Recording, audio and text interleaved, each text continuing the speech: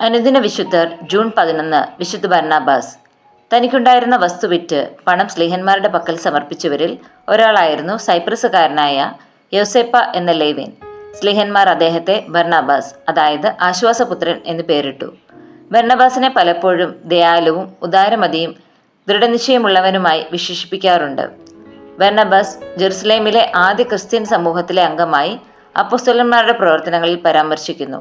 വിശുദ്ധ പൗലോസിനെ മറ്റ് അപ്പോസ്തലന്മാർക്ക് പരിചയപ്പെടുത്തുന്നതിൽ അദ്ദേഹം ഒരു പ്രധാന പങ്ക് വഹിച്ചു. വിശുദ്ധ പൗലോസിനെ പോലെ ബർണബാസും വിജാതിയരോടുള്ള സഭയുടെ ദൗത്യത്തിൽ വിശ്വസിക്കുകയും സൈപ്രസിലും ഏഷ്യയിലും അദ്ദേഹത്തോടൊപ്പം പ്രവർത്തിക്കുകയും ചെയ്തു.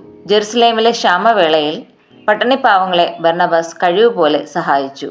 AD 61 ബർണബാസ് വിശ്വാസത്തിനു വേണ്ടി രക്തസാക്ഷിത്വം വരിച്ചു. ആശ്വാസത്തിനായി കഴിയുന്നവർക്ക് ആശ്വാസദായകരാകുക ഒരു ക്രിസ്ത്യൻ ചൈതന്യമാണ് എന്ന് അദ്ദേഹത്തിന്റെ ജീവിതം നമ്മെ അനുസ്മരിപ്പിക്കുന്നു.